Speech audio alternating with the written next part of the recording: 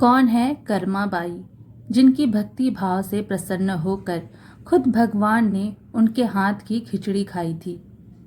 आपने देखा होगा कि भगवान श्री कृष्ण के मंदिरों में अक्सर खिचड़ी का भोग लगाया जाता है। उड़ीसा में स्थित जगन्नाथ जी के मंदिर में भी भगवान को खिचड़ी का ही भोग लगाया जाता है। इसके पीछे भी एक कहानी है, माँ कर्माबाई की ममता से जुड़ी कहानी। पौराणिक मान्यताओं के अनुसार भगवान श्री कृष्ण की परम उपासक थीं कर्माबाई और भगवान से अपने पुत्र की तरह ही स्नेह करती थीं। तो आइए जानते हैं कि क्या थी कर्माबाई की भगवान के प्रति भक्ति की कहानी। श्री कृष्ण की भक्त माता कर्मा का जन्म चैत्र कृष्ण पक्ष की पाप मोचनी एकादशी को साहू परिवार में हुआ था। बाल्यकाल में ही वह श्री कृष्ण की भक्ति में लीन रहकर उनके भजन गाती थीं। उनके मनोहर गीत सुनकर भक्तगण झूमने लगते थे। कर्माबाई का जन्म राजस्थान के नागौर जिले की मकराना तहसील के कालवा गांव में 20 अगस्त 1615 ईस्वी को हुआ। उनके किसान पिता का नाम जीवन राम जी डूडी व मां का नाम रत्नी देवी था। पिता जीवन राम शुरू से परम कृष्ण भक्त थे। बड़ी होने पर पिता ने कर्मा का विवाह प्रसिद्ध साहूकार के पुत्र पदम जी साहूकार के साथ कर दिया। एक दिन माता कर्मा गृह कार्यों से निवृत्त होकर श्री कृष्ण भगवान की भक्ति में आंखें बंद कर भजन गा रही थीं कि तभी उनके पति ने आकर सिंहासन से भगवान की मूर्ति को हटाकर छिपा दिया और स्वयं भी वहां से हट गए। कुछ समय पश्चात जब कर्मा ने नेत्र खोले तो मूर्ति सिंहासन पर ना देख बहुत घबराई और मूर्छित होकर गिर गई। जब उन्हें होश आया तो उनके पास ही बैठे पति को देखकर उठ खड़ी हुई और पति के चरणों में गिरकर अत्यंत विनम्रता पूर्वक बोली, प्राणनाथ, उस कृपालु भगवान जो सबकी रक्षा करते हैं, उनकी मूर्ति सिंहासन से गायब हो गई है। कर्मा की यह दशा देखकर उनके पति को अपने किए कृत्य पर पछतावा हुआ और उन्होंने क्षमा मांगी और मूर्ति को पुनः स्थापित करते हुए बोले कि ये लो मूर्ति, किंतु प्रिय, मैं यह जानना चाहता हूँ कि तुम दिन रात भगवान की भक्ति करती हो, भजन गाया करती हो, क्या तुम्हें उनके प्रत्यक्ष दर्शन मिले हैं? पति की बातों को ध्यान से सुनकर कर्मा ने समझाते हुए कहा, नाथ, ईश्वर बड़े दयालु हैं। उनकी कृपा से ही संसार के सभी प्राणी भरपेट भोजन पाते हैं। वह अपने भक्तों को कभी निराश नहीं करते और दर्शन भी अवश्य देते हैं। किंतु परीक्षा करने के पश्चात अभी मेरी तपस्या पूर्ण नहीं हुई है। मुझे विश्वास है कि भगवान दर्शन अवश्य देंगे। कर्मा की इस प्रकार विनम्र और भक्तिपूर्ण बातों से अत्यधिक प्रभावित होकर उनके पति बोले, प्रिय, आज से तुम्हें भगवान की सेवा करने के लिए पूरी स्वतंत्रता है। मेरी सेवा में तुम व्यर्थ ही अपना अमूल्य समय नष्ट करती हो। अब तुम सारा समय भगवान की पूजा और भक्ति में ही लगाया करो, जिससे तुम्हारे साथ ही मुझे भी मुक्ति मिल जाए। कर्मा की भक्ति से समाज के पाखंडी लोग जलने लगे तो उन्होंने षड्यंत्र रचा।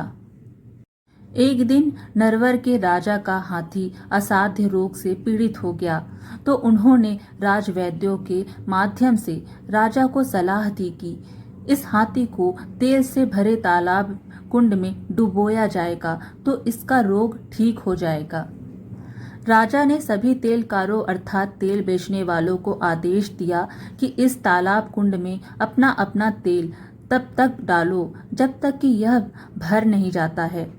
कर्मा के पति भी तैरकाल थे, उन्हें भी तेल कुंड में तेल डालने का आदेश हुआ। राज्य के सभी तेलियों ने अपना अपना तेल डाला और उसके उन्हें दाम भी नहीं मिले। तैलकार भूखे मरने लगे। तभी आदेश दिया गया कि और तेल डालो, अभी कुंड भरा नहीं है। कर्मा के पति भी इसी विषम आर्थिक परिस्थितियों को देखकर अत्यधिक चिंतित और दुखी रहने लगे। लगभग 1 माह बीत गया, लेकिन कुंड तेल से ना भरा जा सका। कर्मा के पति की चिंता भी बढ़ती जा रही थी। एक दिन जब कर्मा को पता चला कि उनकी श्री कृष्ण भक्ति के कारण यह सब हो रहा है, तो वह दौड़कर भगवान श्री कृष्ण के चरणों में गई और गिरकर कहने लगी, भगवान, यह सब क्या हो रहा है? मेरे कारण आज राज्य के कितने ही निर्धन तैलकार भूखे मर रहे हैं। तब भगवान ने बाल रूप में प्रकट होकर कहा कि आप चिंता ना करें। आप राजा से कहिए कि आपके घर के कोल्हू से कुंड तक पक्की नाली बनवा दें। सुबह माँ कर्मा ने अपने पति द्वारा राजा को यह संदेशा भिजवा दिया। राजा ने पक्की नाली बनवा दी। माँ कर्मा और उनके पति ने श्री कृष्ण का ध्यान किया और सारी रात कोल्हू चलाया। सुबह देखा तो तालाब कुंड तेल से भर गया। यह घटना सारे नरवर में आग की तरह फैल गई और कर्मा माता की जय जयकार होने लगी। इस घटना के बाद एक दिन कर्मा के पति अचानक बीमार होकर मरणासन्न हो गए। जीवन की कोई आशा ना देख माता कर्मा अत्यंत दुखी होकर बेहोश हो गईं। होश आने पर देखा कि पति मर चुके हैं। माता पिता व अन्य कुटुंबियों ने मृत शरीर को नीचे उतार कर रख दिया था। कर्मा दौड़कर भगवान श्री कृष्ण के सम्मुख गई और चरणों में गिरकर फूट फूट कर कहने लगी, भगवान, तुमने मेरा सुहाग क्यों छीन लिया? मुझे विधवा क्यों बना दिया? तुम्हें अपने भक्तों पर तो दया करनी चाहिए। भक्त कर्मा के करुण क्रंदन को सुनकर भगवान श्री कृष्ण जी स्वयं को रोक ना सकी और तुरंत ही दौड़ पड़ी। कर्मा को एक अभूतपूर्व मधुर वाणी सुनाई दी, भक्त कर्मा, तू इतनी दुखी ना हो। आना जाना तो इस संसार का क्रम है, इसे रोका जाना उचित नहीं है। इस संसार में जो भी आता है एक ना एक दिन उसे जाना ही होता है। यही संसार है। जाओ अपने पति का क्रिया कर्म करो। अब तुम्हारा पति के प्रति यही धर्म है। माता कर्मा अपने पति के साथ ही सती होना चाहती थी, परंतु श्री कृष्ण ने उन्हें समझाया और बोले, कर्मा, तू अभी गर्भवती है और गर्भवती नारी का सती होना महान पाप है। जाओ अपने पति का क्रिया कर्म करो और शेष जीवन भक्ति भाव से धैर्य पूर्वक व्यतीत करो। मैं तुम्हें जगन्नाथपुरी में साक्षात दर्शन दूंगा। भगवान की यह आकाशवाणी सुनकर कर्मा ने अपने पति के साथ सती होने का विचार त्याग दिया। पति के देवहासन के लगभग 3 माह पश्चात कर्मा को पुत्र रत्न प्राप्त हुआ, किंतु कर्मा को इससे कोई विशेष प्रसन्नता नहीं हुई। वह अपने पति की स्मृति अभी तक भूली ना थी और वह उनके वियोग में रोती तथा विलाप करती रहती थी। फिर एक रात माता कर्मा अपने परिवार को छोड़कर चुपचाप घर से निकल गई। वह श्री कृष्ण के आदेशानुसार जगन्नाथपुरी के मार्ग पर चल पड़ी। रात भर वह कितनी दूर निकल गई उसे कुछ ज्ञात नहीं। दूसरे दिन प्रातःकाल कर्मा नित्य कर्म से निवृत्त हो भगवान का भजन कर पुनः आगे की ओर चल दी। मार्ग में वह क्षुधा से पीड़ित होने लगी, किंतु खाने को उनकी पोटली में कुछ ना था। केवल थोड़ी सी खिचड़ी पूरी में भगवान का भोग लगाने के उद्देश्य से उसकी पोटली में बंधी थी। अंत में जब भूख से असहाय हो गई तो उन्होंने वृक्षों की पत्तियां तोड़कर खाई और फिर आगे जगन्नाथपुरी की और भगवान के दर्शन हेतु चल दी। पैदल चलते चलते कर्मा को रात हो गई। वह एक पेड़ के नीचे लेट गई। वह लेटे हुए सोचने लगी, भगवान, आपने जगन्नाथपुरी में दर्शन देने का विश्वास दिलाया था, किंतु पुरी तो यहाँ से ना जाने कितनी दूर है और मुझे मार्ग भी ठीक से मालूम नहीं है। ऐसी दशा में वहाँ कब और कैसे पहुंचूंगी? प्रभु, अब तो बस आपका ही सहारा है। कुछ भी हो जाए अब मैं लौटूंगी नहीं। इस प्रकार भगवान के दर्शन हेतु दृढ़ प्रतिज्ञा करते हुए कर्मा सो गई। यह भगवान का चमत्कार ही था कि जब उसकी आंख खुली तो जगन्नाथपुरी था। उसने आश्चर्यचकित हो अपने चारों ओर देखा और सोचने लगी कि मैं यहाँ कैसे आ गई हूँ, मुझे यहाँ कौन लाया है और यह कौन सा स्थान है। उसने वहाँ के निवासियों से पूछा। वहाँ के लोगों के बताने पर जब उसे यह पता चला कि यह जगन्नाथपुरी है तो उसे भगवान की माया समझते देर न लगी और उसकी आंखों से आंसू बहने लगे। भगवान के भजन गाती हुई कर्मा भगवान जगन्नाथ के विराट मंदिर में जा पहुंची। उस समय मंदिर में भगवान की आरती चल रही थी। पुजारियों की टोलियां और सेठ जन मंदिर में प्रवेश कर रहे थे। कर्मा भी मंदिर में जाना चाहती थी, परंतु उसके फटे पुराने वस्त्र देख द्वारपाल ने उन्हें मंदिर में जाने से रोक दिया। द्वारपाल के व्यवहार से कर्मा को बड़ी निराशा हुई। वह अत्यंत दुखी होकर कहने लगी, भगवान तो सभी के हैं, फिर मुझे भीतर जाने क्यों नहीं दिया जा रहा है। भक्त कर्मा इतना ही कह पाई थी कि तभी मोटे शरीर वाले एक पुजारी ने उसे जोर से धक्का दे दिया, जिसके चलते वह सीढ़ियों से नीचे गिर गई। उसके सिर से रक्त की धारा बह निकली और वह पृथ्वी पर गिरते ही बेहोश हो गई। जब कर्मा को होश आया तो उसने स्वयं को मंदिर की सीढ़ियों पर ना पाकर समुद्र के किनारे पाया। उसने आंखों में आंसू भरकर भगवान से विनती की कि हे दीनानाथ दयामय, ये कैसी माया है।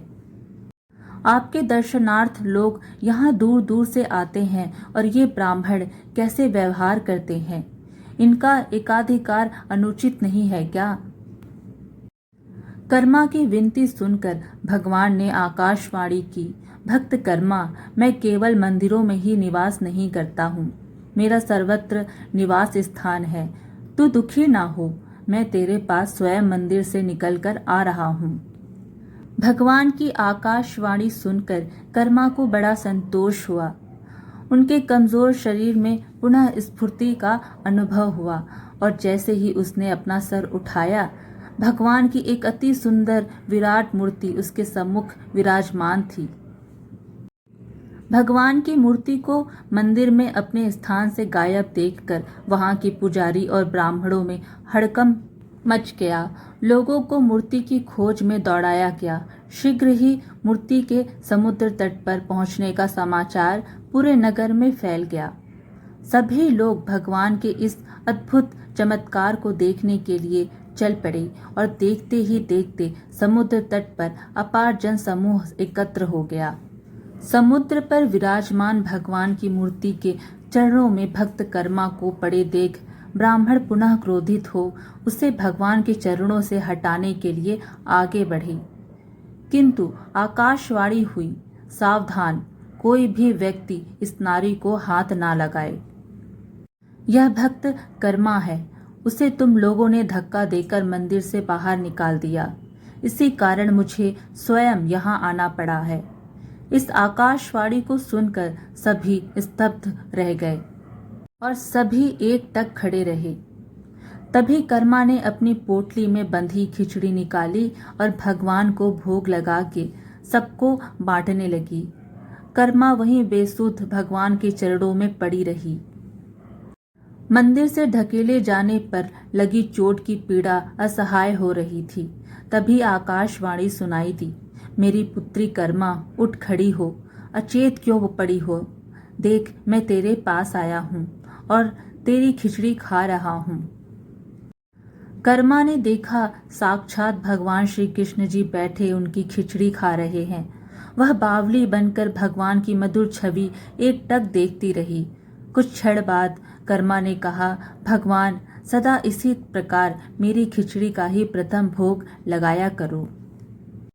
इतना कहकर कर्मा श्री कृष्ण भगवान के चरणों में गिर पड़ी और सदा के लिए वैकुंठ लोक चली गई। तभी से पुरी में जगन्नाथ भगवान को सर्वप्रथम मां कर्मा की खिचड़ी का ही भोग लगाने की परंपरा है और वहां के द्वार सभी के लिए खुले हैं। आज की कथा यहीं समाप्त हुई। वीडियो अच्छी लगी तो लाइक शेयर ज़रूर कीजिएगा। साथ ही और अच्छी अच्छी कथाएं सुनने के लिए चैनल को सब्सक्राइब भी कर दीजिएगा।